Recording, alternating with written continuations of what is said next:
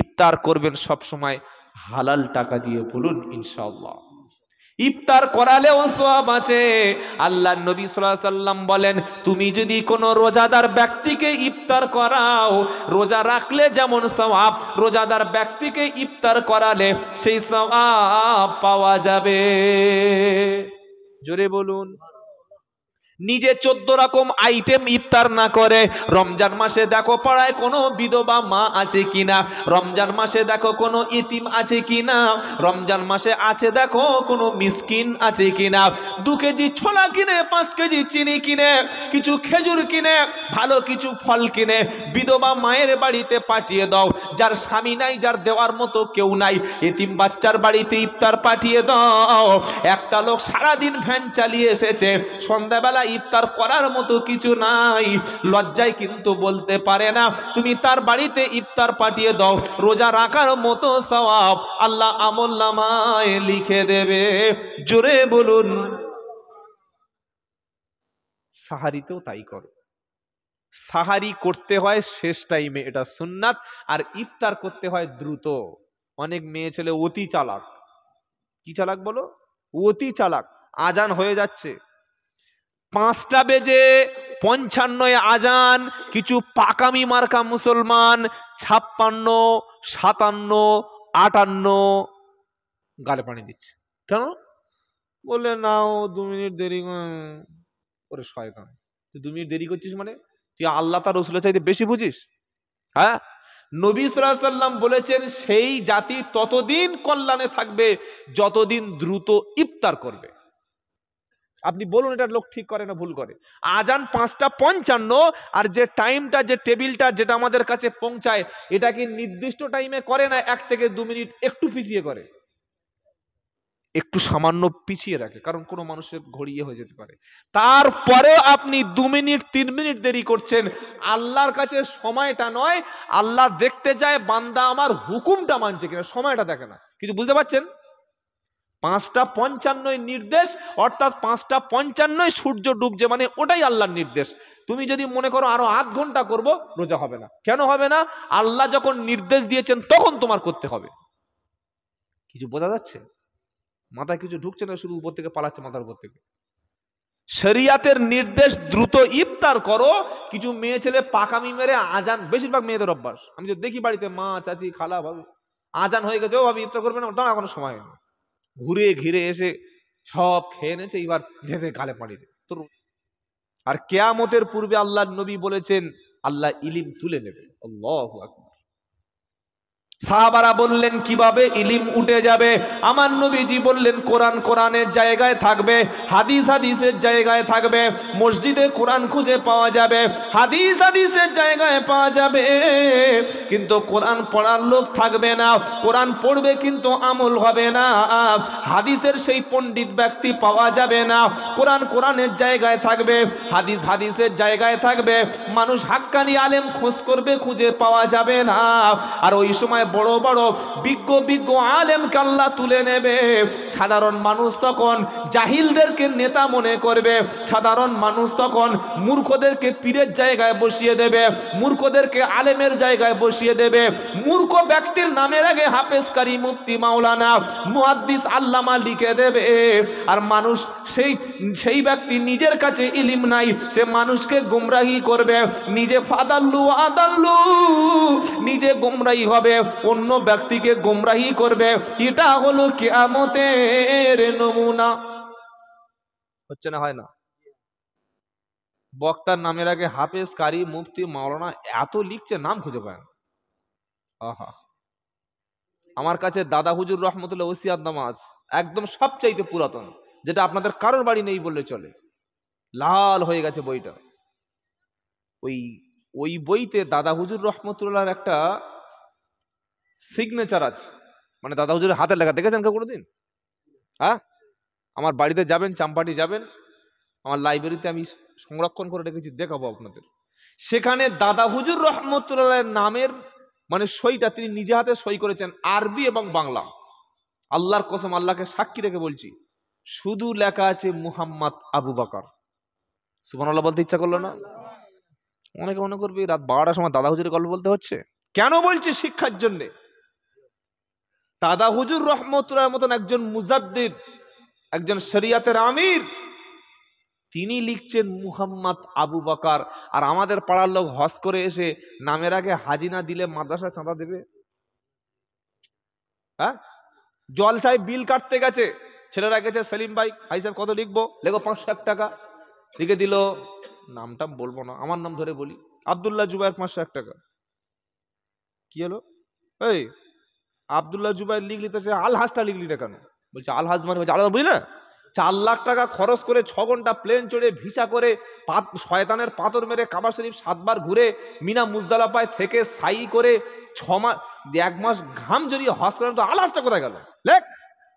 বলছি বিল কেটে দিয়েছি। বিল লেখ, বিল লেখ, কেটে লেখ। আলহাজ মোহাম্মদ আব্দুল্লাহ জুবায়ের। খুব ভালো, মালটা কবরে গেছে। বলছে ওট ওট ওট। বলছে কি বলে? আমি হাজি সাহেব। বলে হাজি তুই ওঠ, কাপড়টা খোল। বলে কেন? কাপড়টা খুলে রাখ, মারবো এক্ষুনি, কাপড়টা নষ্ট হবে। বললে কেন? বলে তুই তোর মেয়ের যা বাঁশ দিয়েছিলি সে বাঁশ এখনো তোর মেয়ের অন্তরে আছে। জমি কটা ছিল? হ্যাঁ, বিঘা তারিখ ছিল। কোথায় কোথায়? নাড়িয়ার কাছে কিছু, এদিকে কি বলে আপনাদের, ভলের কাছে, ওখানে 2-4 বিঘে ছিল। ছেলে কটা? 2টো। মেয়ে কটা? 1টা। তো ছেলেদের তো জন্ম দিয়েছে, মেয়েটার কি কুকুর জন্ম দিয়েছিল? বলছে তো ছেলেদের 2 বিঘে 2 বিঘে 4 বিঘে দিলি, আর সেই মেয়েটা দিলি না কেন? বলছে কিন্তু হজ করলুম। বললে তুমি নামের আগে লিখতে আলহাজ, আসল মাল তুমি ছিলে জালহাজ। কোথায় গেল আলহাজটা? কি হয়ে গেল? আলটা জাল হয়ে গেল। সেজন্য আমরা যেন আমাদের নামের আগে এই সমস্ত শব্দ না দিই। আমার খুব কষ্ট লাগে, একজন ব্যক্তি তিনি মাদ্রাসায় পড়েনি, আলেমটুকু পাশ করেনি, তার নামের আগে মূর্তি বসিয়ে দিচ্ছে বক্তাদের নামের আগে। আল্লাহর কসম করে বলছি, অনেক বক্তা আছে ভালো করে মাদ্রাসায় আলেমটুকু পড়েনি, জীবনে তাফসীর পড়েনি, জীবনে কোরআনের একটা আয়াত সহি করে পড়তে পারে না, তার নামের আগে লিখে দেওয়া হচ্ছে হাফেজ, কারি, মুফতি, মাওলানা। আল্লাহু আকবার, আল্লাহু আকবার। আল্লাহ মাফ করে দিক। আপনি যাবেন, যদি কখনো আমার বাড়িতে আপনাকে দাওয়াত দিচ্ছি, যদি যান, দাদা হুজুর রহমতুল্লাহ নিজের সই করাটা লিখে আসবেন, মুহাম্মদ আবু বকর, মুহাম্মদ আবু বকর। না আছে পীর লিখতেন নিজে তিনি, না লিখতেন মুজাদ্দেদ, না লিখতেন, কিচ্ছুই লিখতেন না। কেন? তিনি সব সময় ভাবতেন আর বলতেন, আল্লাহ যদি আমার ইমানের সঙ্গে মৃত্যুবরণ করেন, আল্লাহর কাছে সবচাইতে বেশি দাম একজন ইমানদারের। বলুন সুবহানাল্লাহ। ইমামে আজম আবু হানিফার মুখে দাড়ি ছিল, ছিল না? ছিল না। একবার রাস্তা থেকে যাচ্ছে, একটা মহিলা পর্দার সঙ্গে, তারও ছাগলের দাড়ি আছে। হুজুর আসসালামু আলাইকুম। ওয়ালাইকুম আসসালাম। আচ্ছা, আমার ছাগলের দাড়ি আর আপনার দাড়ি, এই দুটো দাড়ির মধ্যে কোন দাড়িটা দাম বেশি? আচ্ছা বলুন, এই প্রশ্নটা যদি আমাদের ইমাম সাহেবের করে, কি করবে বলেন? ঝগড়া বাঁধবে, ছাগল ঠ্যাং তুলে আমার মারবে। মারবে না? ইমাম সাহেব লোক আমার ছাগল দাড়ি বলছে, এই মিটিং ডাক, কে সে পটলের মা, ডাক পটলের মার ডাক। বলবে না? বলবে না। কিন্তু তিনি তো ইমাম, যত বড় ইমাম তার প্রশ্নের কোয়ালিটিটা তত বেশি ভারী। চুপ হয়ে গেলেন, কারণ জ্ঞানী ব্যক্তির কাছে প্রশ্ন করলে তিনি চুপ থাকেন, আর অশিক্ষিত, ইললিটারেট, অর্ধশিক্ষিত মূর্খ ব্যক্তির কাছে প্রশ্ন করলে তিনি গালাগালি করেন। এজন্য কোরআনে পরিষ্কার লেখা আছে, কি জানেন? ওয়া ইদা খাতাবাহুমুল জাহিলুনা ক্বালু সালামা। মূর্খ ব্যক্তির সঙ্গে তর্ক যেন কখনো করো না। মূর্খ যদি তোমার সাথে তর্ক করতে চলে আসে, তুমি পিঠ বাঁচিয়ে চলে এসো, বলো আসসালামু আলাইকুম, সময় নাই, পরে কথা বলবো। মূর্খের সাথে তর্ক মানে হলো থুতুটা উপরে দেওয়া। সবচাইতে বেশি বড় মুফতি কোথায় পাওয়া যায় জানেন? কোথায় জানেন ভাই? হ্যাঁ, ওখানে দেওবন্দি মুফতি, ফুরপুরার মুফতি, মিশরের মুফতি, মদিনার মুফতি, যত রকমের মুফতি সব পাস, সব ফতোয়া দিচ্ছে। আল্লাহু আকবার। কোন শরিয়াতের বিষয় না জেনে ফতোয়া দেবেন না। ইমামে আজম আবু হানিফা রাহমাতুল্লাহ আলাইহি তিনি কমেন্টস করলেন না, তিনি কথা না বলে চলে যাচ্ছেন। বুড়িমা জিজ্ঞাসা করছে, ইমাম আপনার কাছে প্রশ্ন করলাম, উত্তরটা কই? ইমামে আজম আলাইহি রহমা তিনি বললেন, উত্তরটা আমি আজ দিতে পারবো না। আমি যদি ঈমান নিয়ে কবরে যাই তবে আমার দাড়িটার দাম থাকবে, আমি যদি ঈমান নিয়ে কবরে যাই দাড়ির দাম থাকবে। থাকবে। আর ঈমান না নিয়ে যদি কবরে যাই, আমার দাড়ির চাইতে ছাগলের দাড়ির দামটা বেশি থাকবে। হে দাড়িয়ার মুসলমানের, নামের আগে হাফেজ মুফতি মাওলানা পীর সাহেব পীরজাদা লিখে, নামের আগে আলহাজ লিখে, বক্তা লিখে কোনো লাভ হবে না। কিয়ামতের দিন আল্লাহ যদি বলে বান্দা তোমাকে ক্ষমা করে দিলাম, তোমাকে মাফ করে দিলাম, তুমি জান্নাতি জান্নাতি, এইটা আল্লাহ তাআলা যেদিন বান্দাকে বলবে, সেই দিন বান্দার নামটা জান্নাতের খাতায় কবুল হবে। আল্লাহ পাক জান্নাতি ব্যক্তিকে বলবে ফাদখুলি ফি ইবাদি ওয়াদখুলি জান্নাতি। হে বান্দা তুমি আমার ইবাদতের মধ্যে প্রবেশ করো আর জান্নাতে তুমি প্রবেশ করো। তুমি মসজিদে প্রবেশ করেছিলে, তুমি মাদ্রাসার সঙ্গে যুক্ত ছিলে, তুমি কোরআনের সঙ্গে যুক্ত ছিলে, তুমি আল্লাহর ঘরের সঙ্গে যুক্ত ছিলে। আমি আল্লাহ তোমার নামটা ও জান্নাতের সঙ্গে যুক্ত করে দিলাম। আজও পর্যন্ত আমার নামটা ভেবে দেখি যে মসজিদের খাতায় নাম উঠেছে কিনা। হ্যাঁ উঠেছে, কুরবানির গোশ খাওয়ার সময় সলিমুদ্দি 6 জন লোক, 6 দোকানে 1200 গোশ, তাই তো সেলিম ভাই? কুরবানির সময় নাম লেখা আছে। কোনোদিন জুমার দিন নাম লেখাতে পেরেছি আগে? কোনোদিন ফজরের সময় আমার নামটা মসজিদের খাতায় লেখা আছে, ফেরেশতাদের খাতায়? জোহরে, আসরে, মাগরিবে, ইশায়? শবে বরাতে ভিড় কার বলে ঠেলে, এই শোন না আজকে ভাগ্য খুলবো চল। শবে বরাতে সারা রাত কাঁদছে, এ কবর থেকে ও কবর, ওখান থেকে ও কবর, সব জায়গায় ঘুরেছে, ঘুরে ঘুরে শুচ্ছে কটার সময়? কথা বলেন 3টের সময়। 3টের সময় শোয়া মানে ফজরের সময় কোথায় নামাজটা হবে? মক্কা শরীফে গিয়ে। কোথায় হবে? আহা, অথচ এই হতভাগা জানে না যে এশা আর ফজরের নামাজ পড়া মানে সারা রাত নফল নামাজের সওয়াব। জোরে বলুন সুবহানাল্লাহ। আমি এবছর শবে বরাতের দিনে একটা দোয়ার মজলিস ছিলাম হাওড়ায়, উলুবেড়িয়া। আসছি তখন রাত 4:30 বাজে। তো রাস্তায় দেখলাম, উফ আল্লাহ, সিগারেট, বিড়ি, খৈনি, জর্দা, আর কোন শালার মাথায় হেলমেট নেই। প্রত্যেকের মাথা ফাঁকা, সব একটা করে টুপি। ওই হাওড়া সেতু, বিদ্যাসাগর সেতু, তারপরে আমাদের 7 পয়েন্ট, এত জ্যাম করছে, এত বেকট ভাবে গাড়ি চালাচ্ছে আপনি ভাবতে পারবেন না। এটা কি শবে বরাত? উচিত তো ছিল 2 রাকাত নামাজ পড়ে কাঁদা, উচিত ছিল বাপের কবরের কাছে একটু বসে গিয়ে দাঁড়িয়ে জিয়ারত করা, উচিত ছিল কোরআন না পড়তে পারি আল্লাহর কালামটা হাতে তুলে একটু মুখে চুমো খাওয়া উচিত ছিল না? ছিল না? উচিত তো ছিল বাপ আর মাকে ওদিন অন্তত ডেকে, জীবনে তো বাপ মাকে ভাত দিই না, কথাও বলি না, বাপ মাকে ডেকে অন্তত 2 মুঠো ভাত দেওয়ার দরকার ছিল না? যে ওদিন যা করেছি আজকে 2 মুঠো ভাত খাও। উচিত তো ছিল। সব মসজিদ থেকে চলে গেছে, আমি এশার নামাজ চলে গিয়ে প্রতিদিন তো বাড়িতে ঘুমাই, একটা রাত অন্তত চোখের পানিটা ফেলি, এই কারণে যেহেতু আমি সবচেয়ে বড় পাপী। তওবা করার দরকার ছিল না? সব ছেড়ে দিয়ে এশার নামাজ পড়ে একবার এখান থেকে লাফাচ্ছে, বাঁদর মতো ওখানে যাচ্ছে, গিয়ে রাত 3টে বেজে গেছে, ঢলে পড়ে গেছে। আল্লাহ খুব দোয়া করে সারা, আল্লাহ বউ দাও, বাচ্চা দাও, ছেলে দাও। ফেরেশতারা ভোরের বেলা এই প্যাকেজ জেনে দেখছে কোনো মাল নাই, কার দেবে? গাড়ি ঘোড়া চল, সব নিয়ে উপরে চলে গেছে। সেজন্য সত্যটা বোঝার চেষ্টা করুন। আজকের আমাদের যাত্রা কোন দিকে যাচ্ছে ভাই? কোন দিকে আমরা চলেছি? কাজ ছিল কি আর করছিটা কি? সেজন্য নামাজ কাজা করবো না ইনশাল্লাহ। বলেন কি শোনাচ্ছিলাম? দাড়ির দাম হবে তখন যখন ঈমান নিয়ে দাড়িটা কবরে যাবে, যখন আল্লাহর উপরে বিশ্বাস রেখে কবরে যাবে। এতক্ষণ শোনাচ্ছিলাম জুমার দিনে দোয়া কবুল হয়, এখনই শোনালাম শেষ রাতে দোয়া কবুল হয়। কোন রাতে? কেউ শেষ রাত্রে বেলা, জুমার রাতের বেলা কেউ মদের মধ্যে ডুবে থাকে, কেউ জুমার রাত্রে নারীদের সঙ্গে। জান ভালো আছো? ও জান ভালো আছো? একটা চুমো খাও, ফোনে বলছি। ছি ছি ছি, হাসছে। এই যে জলসাটা ওখানে ছিল, ওই ঘোষায় একটা ছেলে একটা মেয়ের নাম বাদ দিয়েছে, আর মেয়ের বাপ ছিল উদুম ধলাই দিয়েছে। আজকে চিন্তা করতে পারেন জলসা কার বলে? জলসায় যদি একটা মেয়ের হাত ধরে না টেনে বাঁশ বাগান নিয়ে যাবো, তার নাম জলসা? তবে তো মজা লাগবে। ফুচকা আসবে, সন্ধ্যাবেলা থেকে খুব হয়েছে, কিন্তু সে ফেরেশতা ছানাগুলো সব বাড়ি চলে গেছে। কি বুঝলেন? এটা হচ্ছে বর্তমান জলসা। আর এই ২ চব্বিশ পরগনা আর পূর্ব মেদিনীপুর ছাড়া আর নদিয়া জেলা ছাড়া এত অসভ্য নোংরা পোশাক পৃথিবীর কোন নারী আমি পরতে দেখিনি।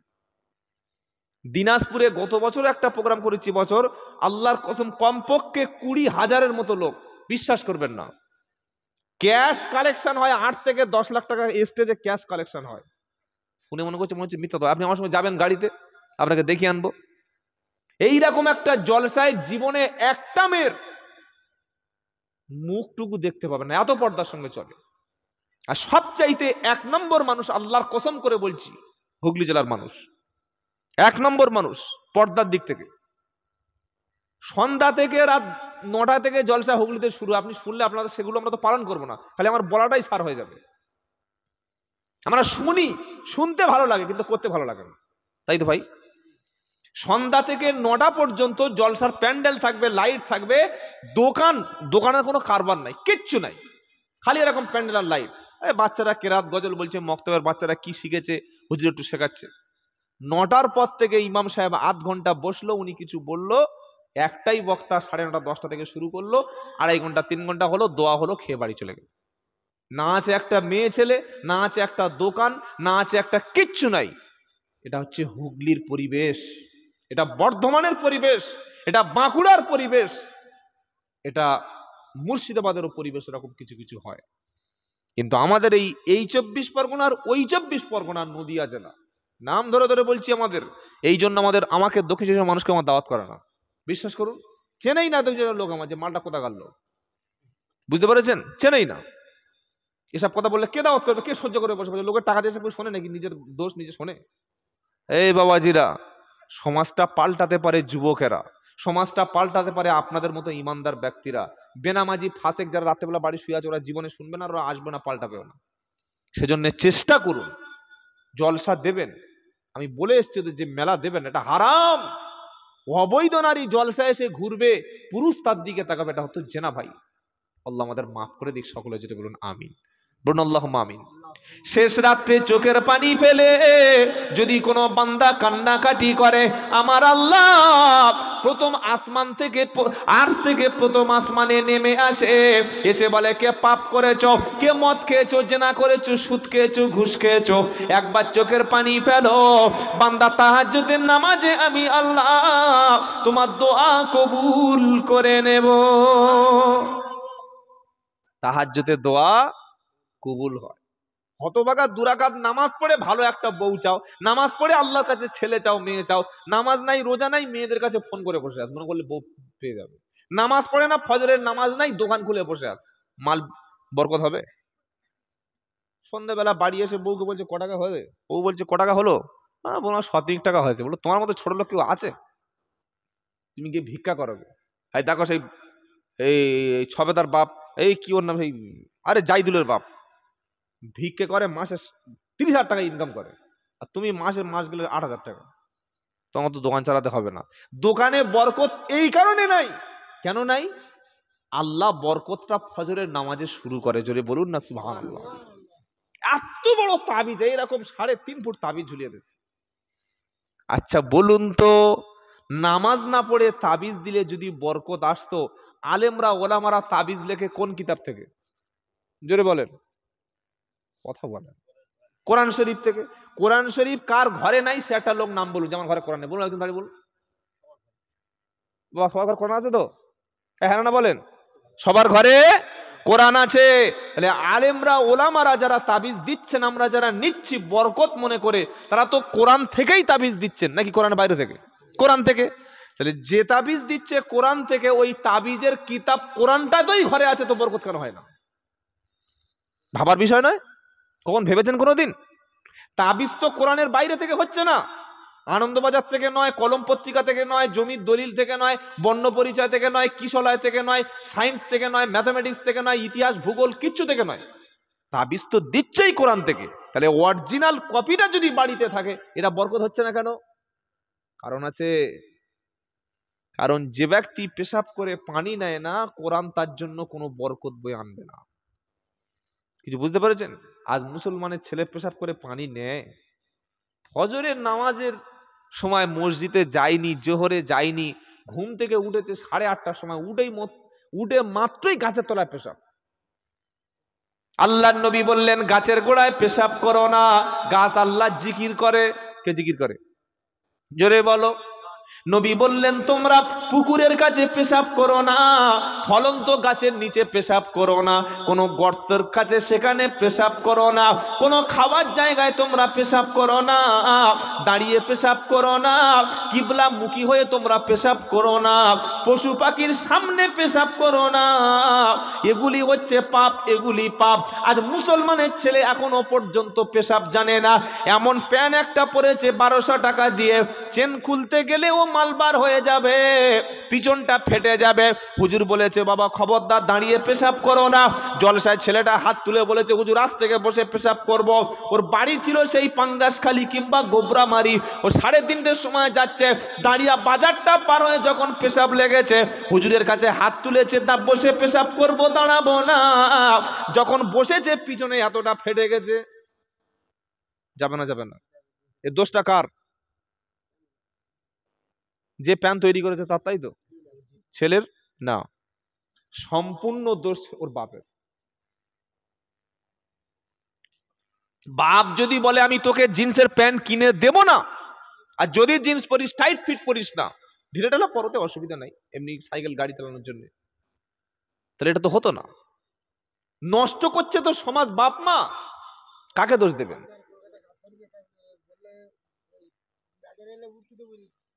হ্যাঁ অবশ্যই প্যান্ট তো পরতে হবে। আল্লাহ, এই বাবাজিরা কথাগুলো ভাববেন। আজকে যুবকদের আমরা ধ্বংস করে দিচ্ছি। প্রত্যেকটা বাপ তার ছেলে আর মেয়ের হাতে মোবাইল ধরিয়ে দিয়েছে। কেন মোবাইল দিলি? ওই সময় তো বই দেওয়া দরকার ছিল। বাচ্চা ঘুম থেকে উঠে ফোন, মোবাইল চিনলো কি করে? আজ থেকে তো 8 বছর 7 বছর আগে মোবাইল বলতে কি জিনিস মানুষ জানতো না। 10 বছর আগে ফোনই লোক জানতো না। 15 বছর আগে ওই বাড়িতে ল্যান্ডলাইন পোঁতা ছিল না? ফোন আসলে সেই 2 কিলোমিটার দূর থেকে ডাক ডাক ডাক, সকালের বাপের ডাক, ফোন এসছে কোথায়? এসে উড়িষ্যা থেকে। আর এখন ফকিরের ঝোলায় মোবাইল। হ্যালো, এই আমি মন্ডলপাড়ায় আছি, তুই গাজীপাড়াটা দেখে নে। কি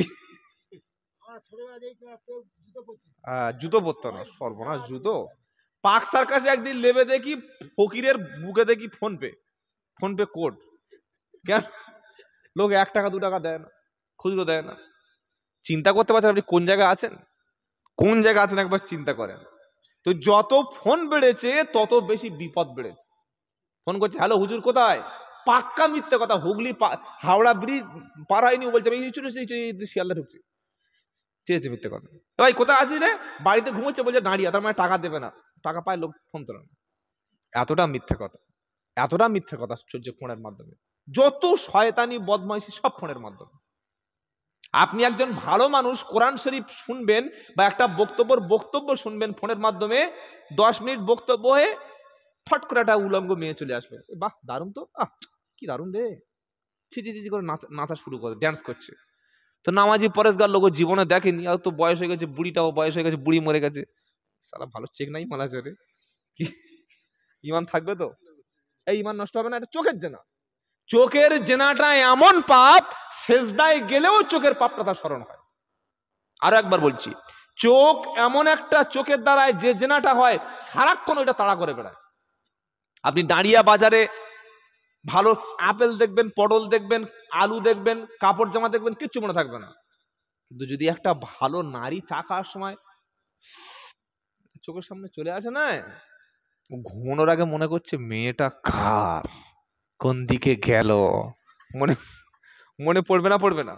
কারণ আল্লাহর নবী এই জন্য বলেছেন তোমরা চোখের জেনা থেকে বেঁচে থাকো। বলুন সুবহানাল্লাহ।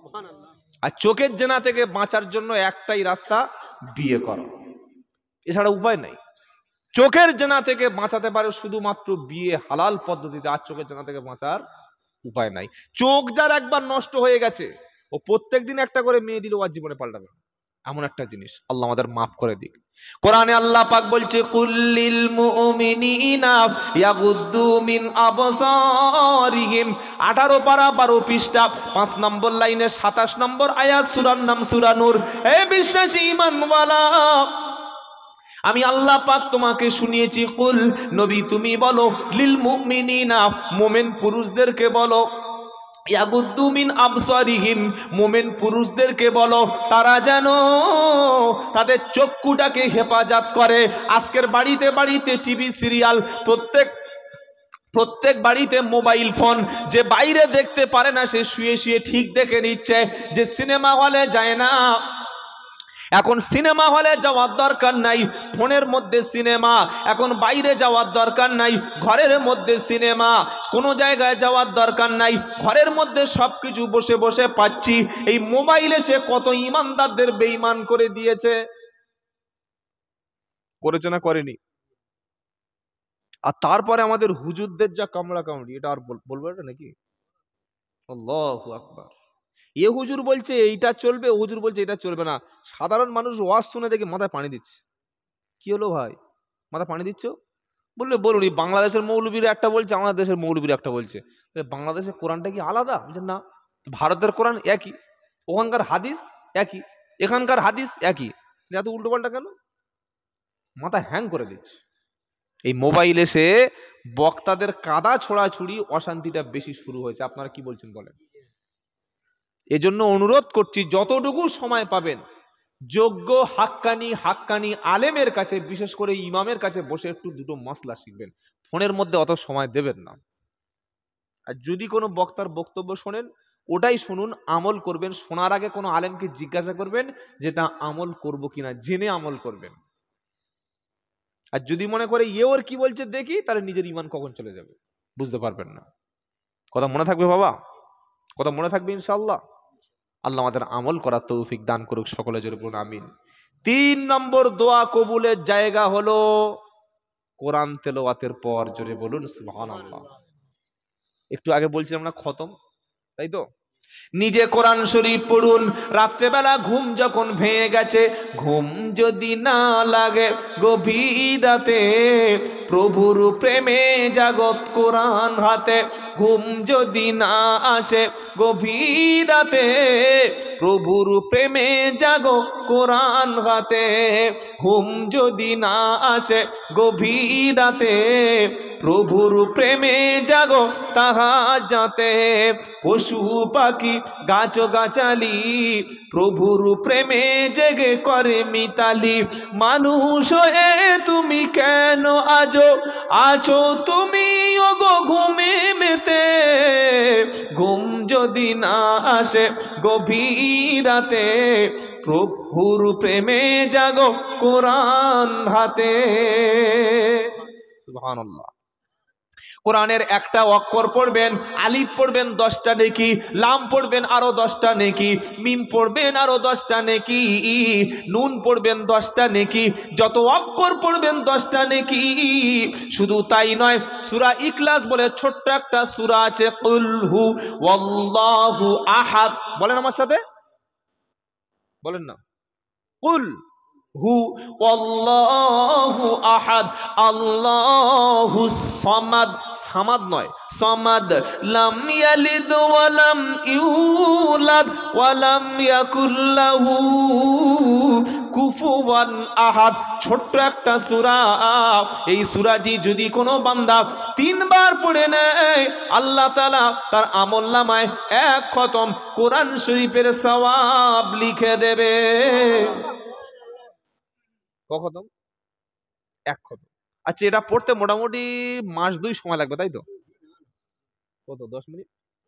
5 মিনিটে হয়ে যাবে। তো নবী বলছে 3 বার সূরা ইখলাস পড়লে 1 খতম। আমরা কি করেছি সাহেব, শাবান মাসের 20 তারিখ ফাঁকা আছে, কেমন? বলে আমার বাড়ি খতম হবে। ঠিক আছে, হবে। সকালবেলা এসে সব তো বলে দিলাম, তখন পড়ে পড়ে পড়ে দুপুর হয়ে গেছে, সবে 18 পারা হয়েছে, বলছে আমার 30 চলছে। কত চলছে? 30 চলছে। আবে সাহেব তো খুব পড়েছে। বাড়িওয়ালা মনে করছে হ্যাঁ খতম হয়ে গেছে। এইবার যখন জিয়ারাত হবে, হাফেজ সাহেব মনে করছে কি বলে জিয়ারাত করি, আমি তো এক খতম পড়িনি, জিয়ারাত কি করে করব। বাড়িওয়ালা বলছে হাফেজ সাহেব খতমটা আমার নানি শাশুড়ির নামে বকশে দেবো। কার নামে? বলে নানি শাশুড়ি। বকশে দেবে, বকশে মানে কি? রিসার্চ করে দেবে, বাংলা একদম গোদা সহজ ভাষা রিসার্চ বলে পৌঁছে দেবে, বকশে দেবে, তার উপরে ছেড়ে দেবে। এবার বলুন, এক খতম সকাল থেকে দুপুর পর্যন্ত উনি পড়েছে? পড়েনি।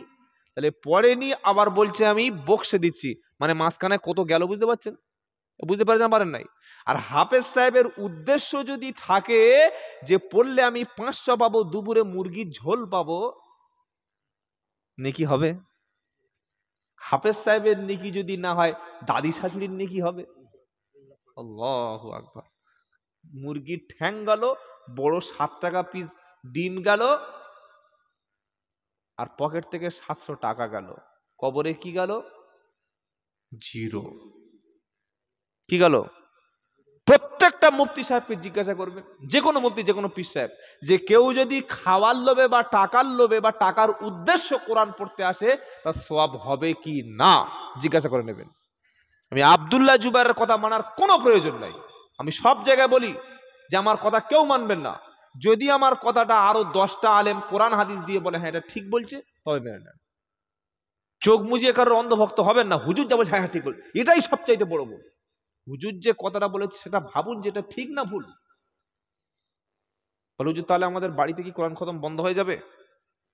এলাকায় মাদ্রাসা খুলুন, মসজিদে কোরআন শিখুন। ছোট্ট বাচ্চাকে জন্মের পরে প্রথমে যে শিক্ষাটা দেবেন সেটা কি? ভালো করে ইংলিশ শেখানো, তাই তো? ছেলে বলছে র্যাট, ক্যাট, স্যাট, ব্যাট। উফ, বাপের কি অন্তর খুশি হয়ে গেছে। আহা, আমার ছেলেটা কি ইংলিশ শিখে জানো, ফাটিয়ে দিচ্ছে। কবরে গেলে ইংলিশ মার পড়বে। প্রথম জন্মের পরে উচিত ছিল ছেলেটাকে কোরআন শিক্ষা দেওয়া। কি শিক্ষা দেওয়া? কোরআন। ইংলিশ মিডিয়ামে তো তখন যাবে যখন সে কোরআন পড়ে বুঝতে পারবে, কোরআন বুঝবে, আমল করবে, তবে ইংলিশ মিডিয়ামে যাবে। বাচ্চা বয়সে ইংলিশ মিডিয়ামে গেছে, যাওয়ার পরে মাদ্রাসায় কি শেখায়? মাদ্রাসায় আলেম ওলামার কাছে বাচ্চাদেরকে ভর্তি করলে প্রথমে শেখায় আসসালামু, জোরে বলেন। প্রথমে তুমি সালাম দেবে, বাপের তুমি সালাম দেবে, মায়ের তুমি সালাম দেবে, দাদা সালাম দেবে, দাদিমার সালাম দেবে। কবরস্থানের পাশ দিয়ে যাওয়ার সময় আসসালামু আলাইকুম ইয়া আহলাল কুবুর বলে সালাম দেবে। বাড়িতে ফিরে গিয়ে আব্বা জানকে সালাম দেবে, আম্মা জানকে সালাম দেবে, দাদা দাদিকে সালাম দেবে, বড়দেরকে সালাম দেবে, তোমার আত্মীয় স্বজন পাড়া প্রতিবেশী সবাইকে তুমি সালাম দেবে।